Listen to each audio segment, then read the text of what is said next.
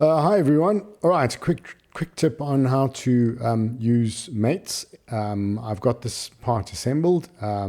Just a reminder that you can quickly isolate a part by clicking on it and then right-clicking and then using this command here, isolate. That'll just hide the other parts, right? So you can see these two here. If I click on them, I can see that they're available. And I've got this isolate button, which if I click exit isolate will show those parts again. So I'm going to show you how to insert these components. I'm sure you know how to do it already, but this is where my folder is, Solidworks. So you would have your parts in here, or wherever your folder is. I'll show you another way.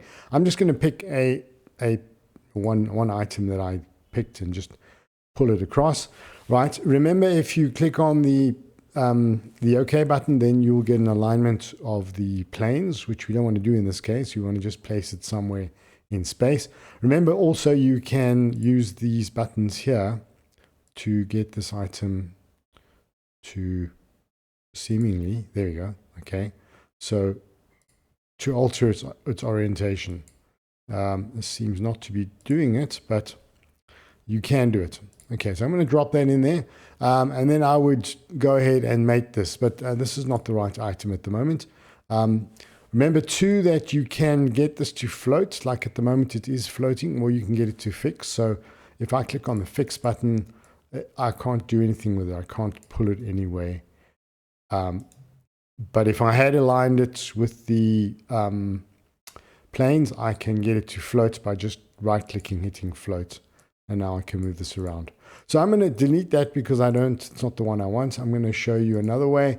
I normally get these parts into my design library, so I can use them quite often. You can see I've got a number of folders here which I can access. So I can go to shortcut to hex sockets. Here are all the hex sockets that I use. They're in a certain folder. Here's the one that I want you to use, which is either, I think it's this one here. M8 by M, it's that one there. Actually, that's not the one.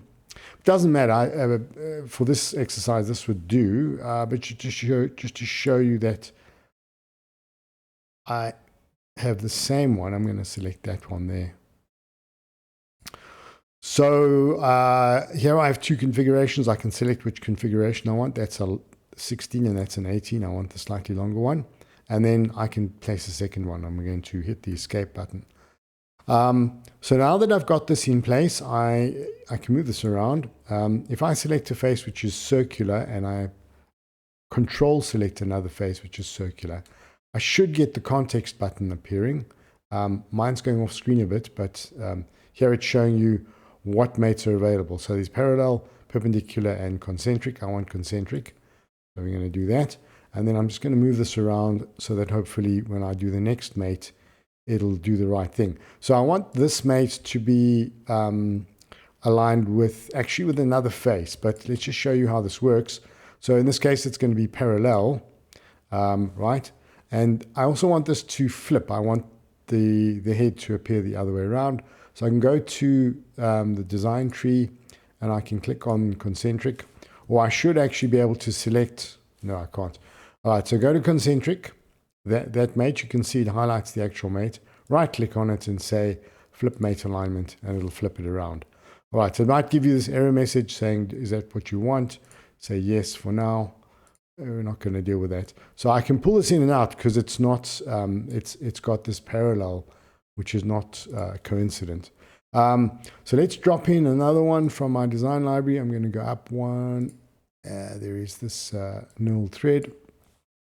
It's that one. I want that face to align with, and here I'm going to hold the control button down, and I'm going to say, give me a concentric alignment. You can see it's kind of disappeared a bit. I can just pull it out, drag it out.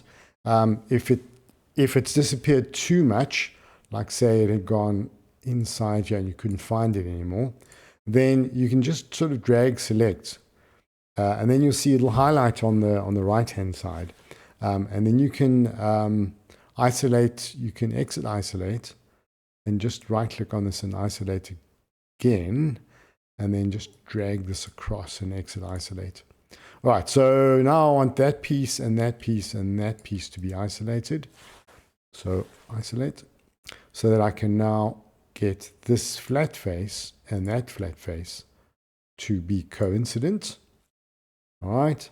And then I can say exit isolate because I want this flat face and that one there to also be coincident.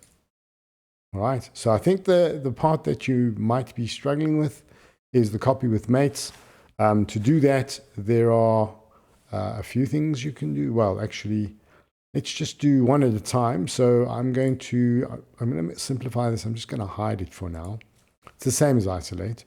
So you don't always have to use isolate. I'm going to select just that part. Let's see if we select them both, right? If I select two parts and I say copy with mates, you have to go to this little blue button in the design tree and say next, and you'll see all the mates that are available. So this can be a little bit confusing because the concentric ones we obviously don't want to reuse, but the parallel one, for instance, I remember I don't want to reuse that one. But here we've got two coincidents, and which one do we want to repeat? Well, in this case, I think it was the first one, which would be that. There we go. So you can actually see it shows you that it's that face with, well, I'm assuming that it's the face of this knurled insert. So I'm going to reuse just that one, but the other ones I want to repeat. So all I have to do is, you can see that this command is highlighted in blue by Solidworks. It means you just go and select another face and it'll place the new one. So you can see it's now placed a new nut or screw for me. And then parallel, I don't want to use again. So I'm just going to move on to the next one.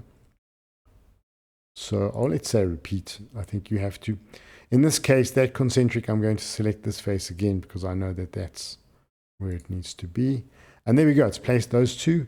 So I've got those two placed and I'm happy with that. And I can say, okay. All right. It's going to ask you if you want to do it again, just say cancel, because otherwise it'll do a third one. I can see I've actually got this one. Delete it and that one there. Oops. Let's just go. It's that one there. Delete it. All right, and let's just go find that handle which was hidden and show it again. And all I need to do now is to make this piece. So I'm going to drag it out so that I can see what I'm doing. Click on that face. Hold the control button down and click on this face. And then I should get contextually a set of commands and say it's mated, and that's done. All right, and then you can do the same thing again. You can, we can drag the whole lot, just grab there. I've grabbed those two and I can right click. The right click command operates wherever you've got something selected, and you can say copy, you can do whatever you want. So copy with mates. I have to click the little blue button. I want to repeat that one because it doesn't really affect me too badly. Concentric. These ones I don't want to repeat, so let's just try and see what happens here. So it's selected that one, but nothing seems to be happening. But if I say OK,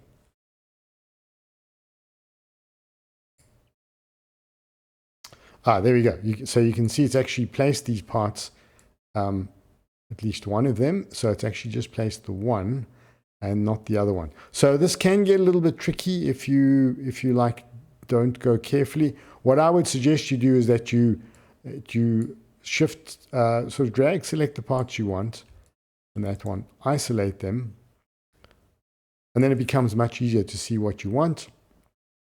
So there's an extra one that I don't want anymore, and it's just these two that I want to now copy with mates. So I'm going to right click, say copy with mates, click the blue button. Parallel doesn't really affect me at all, so I'm going to say repeat on that one. I do want this one to be used in a new context, so I'm going to go to there. And I do want that one because I know that that concentric belongs to the screw and this concentric belongs to the knurl, or the other way around. So I'm going to click on those two. And then the coincidence I don't want to repeat, which means that those two items are going to be placed, as you can see, they're going to be placed over here. And I'm going to say OK, and just click on that one. And then I can just drag, sorry, that has to do with my space mouse. I'm just going to drag those two across.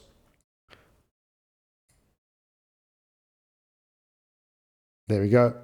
And then I can do this again. So that was a bit messy, but just to show you that you can fix it up if you've been messy. I'm going to leave this alone. I'm going to say isolate, exit, isolate. Delete that one because it's extra. Click on this face. Control click on the next face. Get my context menu, say like that. And then lastly, let's just do that one more time. So I'm going to hide this because it's going to be easier. So I'm just going to click on those two, right click, copy with mates. Now it should be fairly simple. So except for the parallel, which I shouldn't have put in there, but it doesn't matter. So I want to repeat these two here, that coincident there, because I'm using the same relationship. So that means that on the one, the knurled bit, it's going to use this front face, and on the other one, for the screw, it's going to use the face of the handle. And then I just need to click twice on these two items there, once and again on that face, and then it's placed those two. So I hope that made sense. What I'd done is I'd selected the two faces, the two circular faces, which had repeated these concentric commands, and say yes. Just make sure you don't do that. And then I'm going to show components, and there it is, and everything's in place. I hope you have fun. I will see you in the next lecture.